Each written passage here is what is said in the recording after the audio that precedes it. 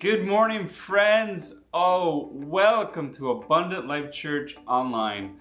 I really appreciate you taking the time to join us today. I have a question for you. What is your favorite type of candy or chocolate?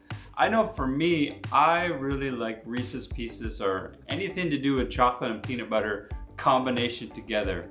But I thought just something fun today. If you just want to write in the comments below, let me know what's your favorite candy or chocolate. Because we all have a favorite. We all love candy or chocolate. So just let me know in the comments below. I just have a few announcements before we get to the message. The first one is that we're having a free winter clothing giveaway on Saturday, November the 6th between 1 to 3 p.m. at the Life Center. Now, if you know somebody that needs winter boots, winter coat, toque, mitts, all that kind of stuff, please let them know about this. Or if that's you, please drop by on Saturday, November 6th between 1 and 3 p.m. for our free winter clothing giveaway. Also, with this free winter clothing giveaway is we need your help. If you're like, I'm good with winter coats and boots and toques, I have all that stuff, then we need your help in volunteering. We need a group of people that will come on Saturday, November 6th, between about 12:30 and 2 to help set it all up and just to be there to connect with the people. And then we need another crew that will come between 2 and 3:30 p.m. and you're gonna still continue to connect with the people, but also you're gonna be tearing everything down. So if you'd like to help, we'd love for you to be a part of this as a volunteer. Please talk to myself, Pastor Dan, or also talk to Pastor Sarah, and we will get you signed up on a team. Also, we are starting something, a Hope for the Holidays Christmas campaign. This is going to run between November 7th and November 28th. And this is an opportunity for us to give to a couple of organizations right here in Kapuskasing. One of the organizations that we're going to be collecting for is Neofax, that runs an annual toy drive every year. They're looking for toys for kids anywhere from newborns right to 18. They suggest for maybe teenagers, gift cards would be a great idea. And also we're going to be collecting for Habitat Interlude, which is a women's shelter that is looking for things for ladies, like clothing and gifts for ladies, and also for young kids. And they're also looking for things like shampoo and laundry detergent and those kind of things as well. So we're going to be giving more information on our website, on our Facebook page about collecting, but this is going to begin November the 7th. And you can drop off these donations on Sundays, Tuesdays, and Thursdays at Abundant Life Church. So please give generously this season. Also, we want you to save some dates. Christmas is going to be coming to Abundant Life Church very, very soon. So here are some dates that you are going to want to put on your calendar so that you can be a part of this. Sunday, December 5th at 6 p.m. We're going to be doing a Christmas gathering with carols, special music, and hot chocolate. Oh, I can already taste the hot chocolate. But please mark that. Friday, December 17th, we are having a special Christmas community dinner between 5:30 and 6:30. You'll want to mark that on your calendar. Also, Sunday, December 19th, you're going to want to join us in person. The kids are going to be performing. It is going to be amazing. And as well, we have our Christmas Eve service that will be at 6 p.m. We're going to have live music. There's going to be prizes. There's going to be a kid's story, and there's going to be a message. You don't want to miss these events. Please mark them on your calendars now. Well, I want to just kind of share a little bit about some Instagram accounts that have the most followers. And this is of July 2021. So I'll kind of start with the bottom and work up to the top. The first one is Taylor Swift. She has 168.5 million followers on Instagram. That's right, 168.5 million. Justin Bieber, 183.79 million. Don't ask me how they get 0.79 of a person. That's the number. Beyonce has 194.16 million followers. Lionel Messi, 233.79 million followers. Kim Kardashian, 236.91 followers. Selena Gomez, 245.5 million followers. Kylie Jenner has 249.65 million followers. Ariana Grande has 258.84 million followers. The Rock has 254.76 million. And the top spot, as of July 2021, Cristiano Ronaldo has 315.75 million followers. The people on this list, they obviously enjoy popularity, influence, fame, probably wealth. They are celebrities. If any one of these people were to make an appearance in Kapuskasing, they would probably be surrounded by an entourage, security guards, paparazzi, and fans. Today we want to conclude this message series called Take Back Your Life. We want to look at the area of worship today. And specifically, we want to look carefully at how we worship God will greatly impact our life. But I want to start by reading a story that's found in 2 Samuel 6. If you have a Bible nearby or a Bible app, this would be a great time to grab it. We're going to be looking at 2 Samuel chapter 6. 2 Samuel chapter 6, this is what it says. David again assembled all the fit young men in Israel, 30,000. He and all his troops set out to bring the Ark of God from Baalil, Judah. The Ark bears the name of the Lord of armies, who is enthroned between the cherubim. They set the Ark of God on a new cart and transported it from Abinadab's house, which was on the hill. Uzzah and Ahio, sons of Abinadab, were guiding the cart, and brought it with the Ark of God from Abinadab's house on the hill. Ahio walked in front of the ark. David and the whole house of Israel were dancing before the Lord with all kinds of fir wood instruments, lyres, harps, tambourines, sistrums, and cymbals. When they came to Nachon's threshing floor, Uzzah reached out to the Ark of God and took hold of it because the oxen had stumbled. Then the Lord's anger burned against Uzzah, and God struck him dead on the spot for his irreverence, and he died there next to the Ark of God. David was angry because of the Lord's outburst against Uzzah, so he named that place Outburst Against Uzzah, as it is today. David feared the Lord that day and said, "How can the Ark of the Lord ever come to me?" So he was not willing to bring the Ark of the Lord to the city of David.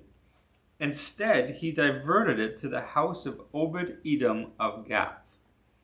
The Ark of the Lord remained in his house 3 months, and the Lord blessed Obed-Edom and his whole family. It was reported to King David, "The Lord has blessed Obed-Edom's family and all that belongs to him because of the Ark of God." So David went and had the Ark of God brought up from Obed-Edom's house to the city of David with rejoicing. When those carrying the Ark of the Lord advanced 6 steps, he sacrificed an ox and a fattened calf. David was dancing with all his might before the Lord, wearing a linen ephod. He and the whole house of Israel were bringing up the Ark of the Lord with shouts and the sound of the ram's horn. As the Ark of the Lord was entering the city of David, Saul's daughter Michal looked down from the window and saw King David leaping and dancing before the Lord, and she despised him in her heart. They brought the Ark of the Lord and set it in its place inside the tent David had pitched for it.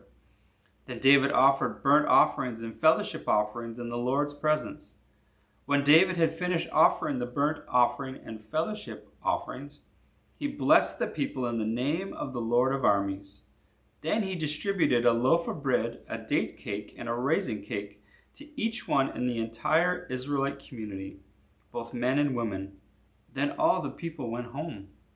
When David returned home to bless his household, Saul's daughter Michal came out to meet him.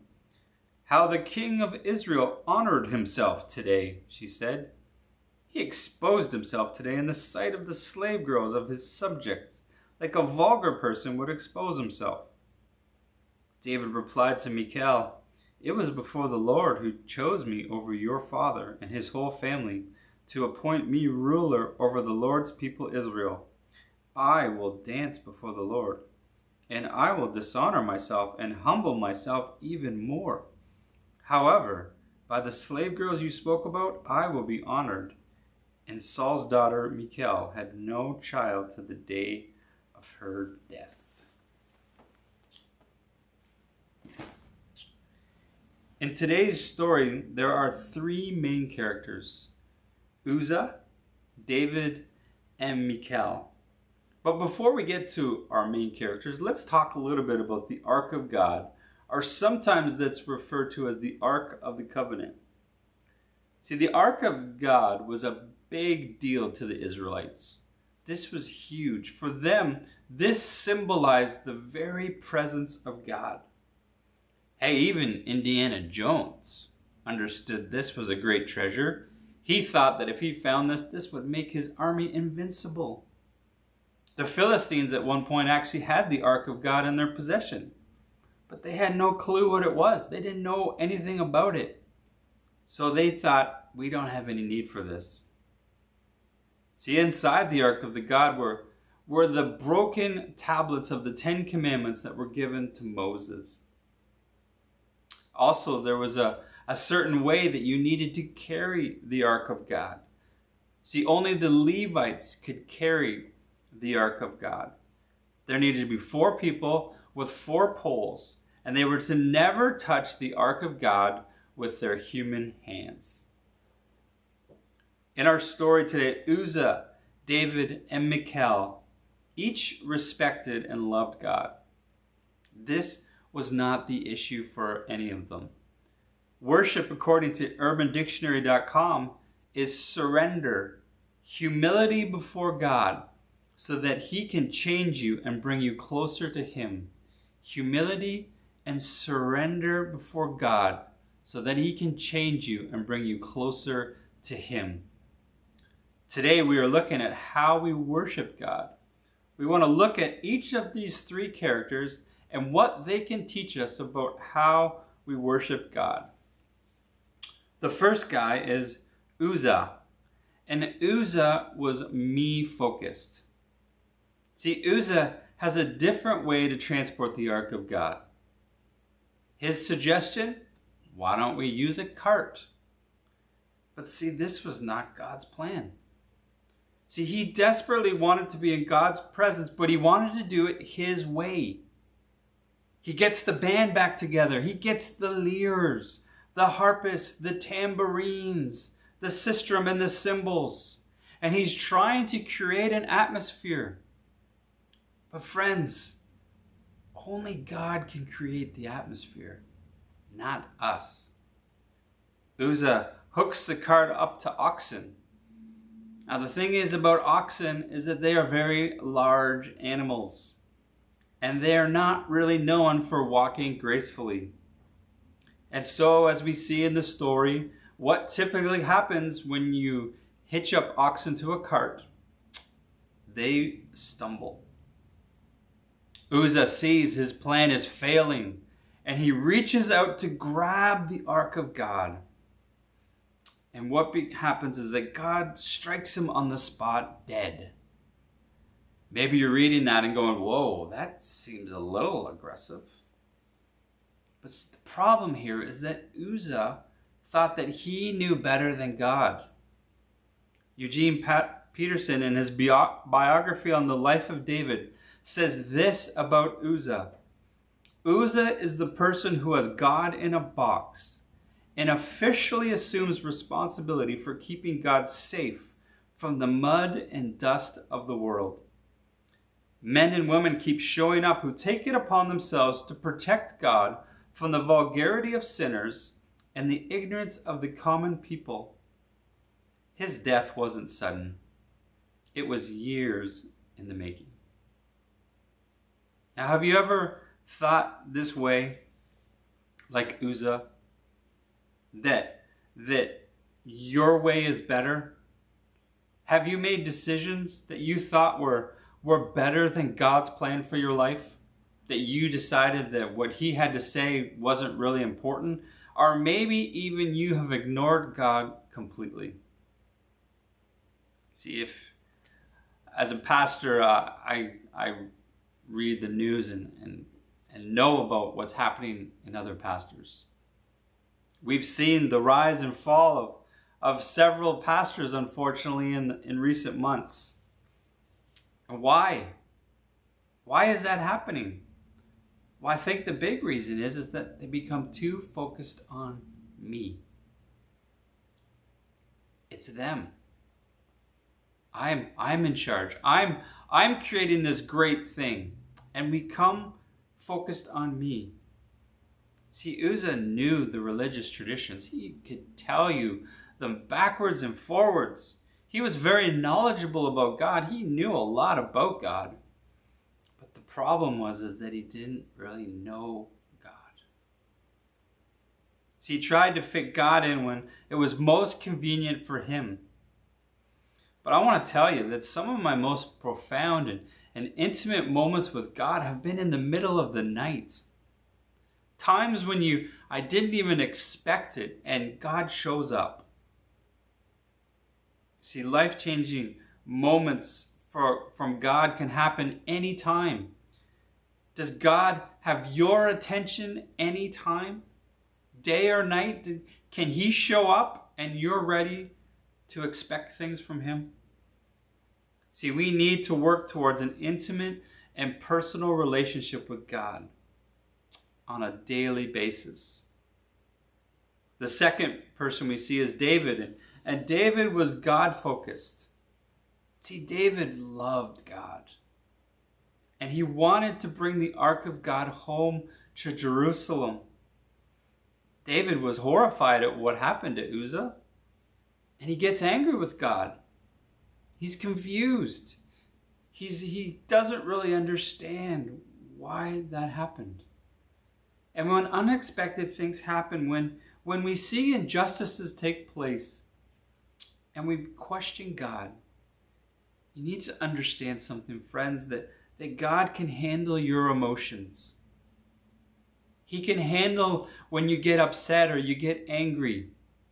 He's okay with that. And you need to take time to process that and reflect that. And we see that David leaves the Ark of God at Obed-Edom's house for the next 3 months.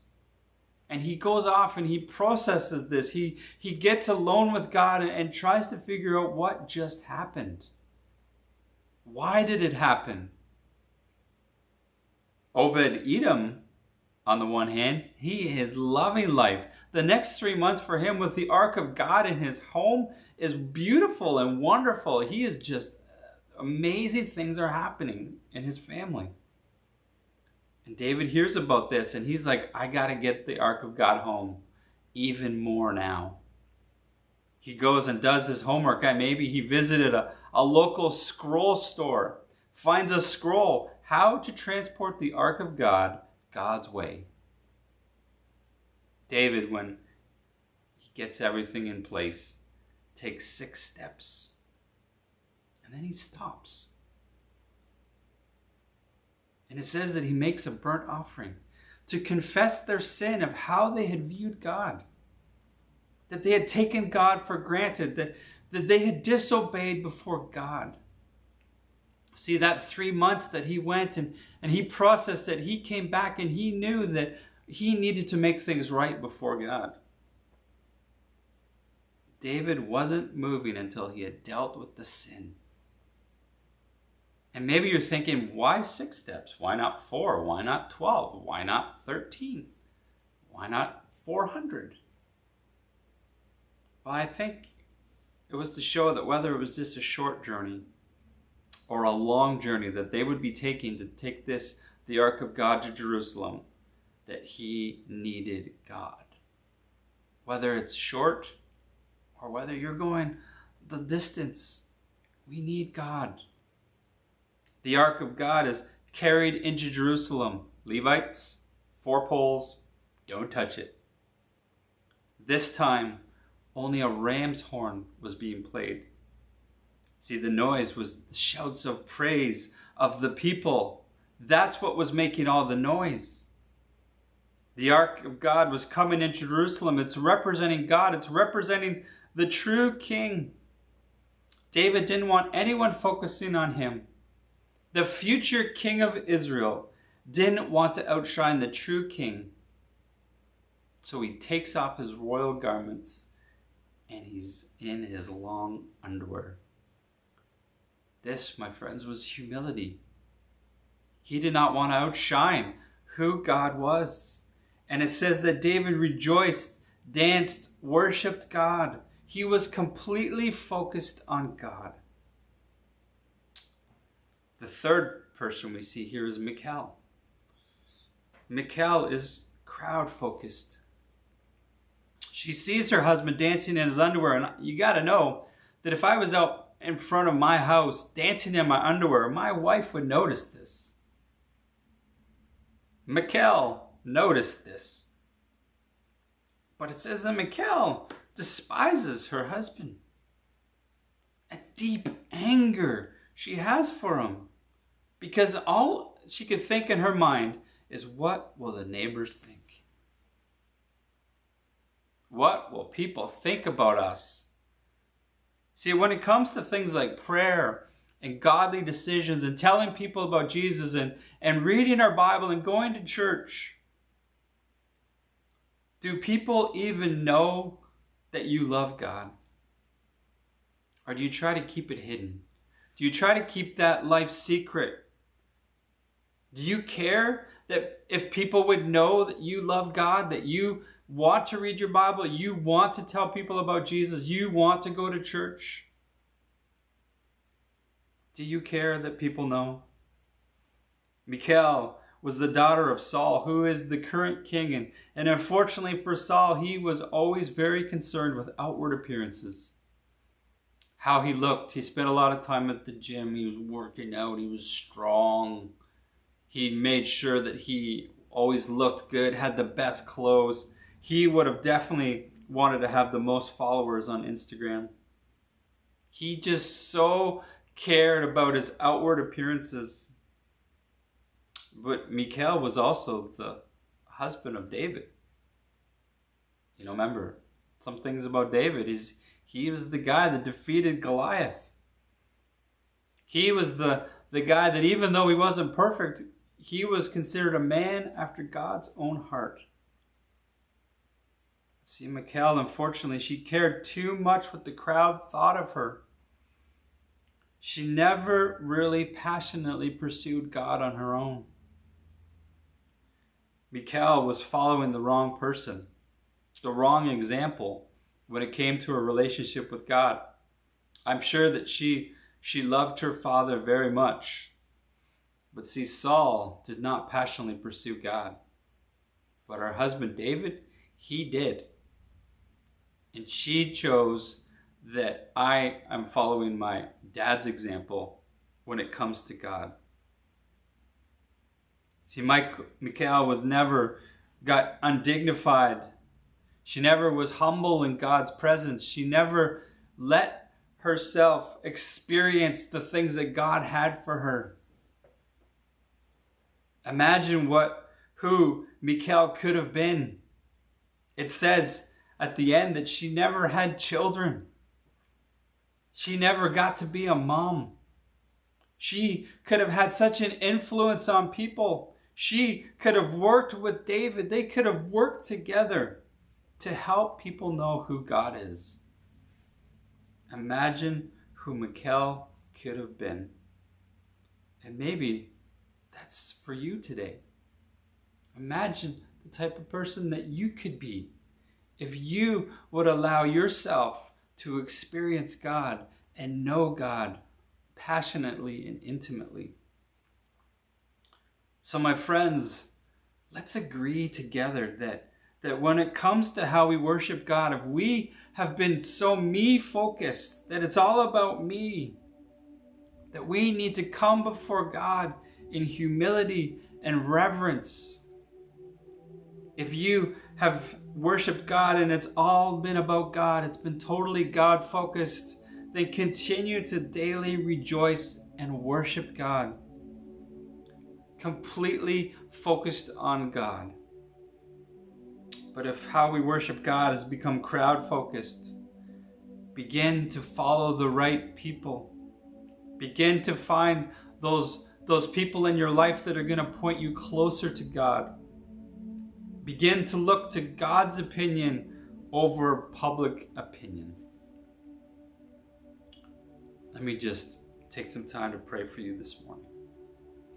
God, I pray for each person that's watching right now. And Lord, I pray that you would speak to hearts and speak to minds. And Lord, if how we worshiped you has become all about us, that you would help us to take our eyes off of us, to begin to come before you in humility and adoration, and begin to make our worship about you. Lord, I pray for those that have made our worship to you God focused totally on you, that we would continue to do that. That you would encourage them to continue to daily praise you and worship you. Make it completely focused on you. And Lord, I pray that if how we worship you has become about the crowd, we've become too crowd focused, what people think of us, that we would find the right people to begin to follow. That we would begin to look to your opinion about us, not what the crowd thinks, that we would look to you. So God, help each one of us, that we would learn what it means to worship you, and that how we worship you will completely affect our life. I ask this, Lord, in Jesus' name.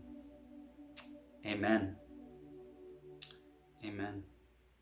So, let's go. When we think about worshiping God, let's make it totally God-focused. If you're too me-focused, if it's about you, come in humility. Come before God. Make it about God. If you're God-focused, continue doing that. And if you have become obsessed with what the crowd thinks about you, then begin to look at what God's opinion is for you and begin to follow the right people. I would really like, and we would really love to stay connected with you. So if you could take a chance and go and take a moment and fill out a Connect card. You can find the link on our website or on our Facebook page. And it's just a great way for us to stay connected. Also, if you would like to support our ministry, Abundant Life Church, you can do so through an e-transfer, and it simply is giving at abundantlifecap.com. And we really appreciate any contributions you can give to Abundant Life Church. So now I pray, my friends, that you would worship Jesus, that you would follow Jesus, that you would share Jesus, and that you would lead others to Jesus.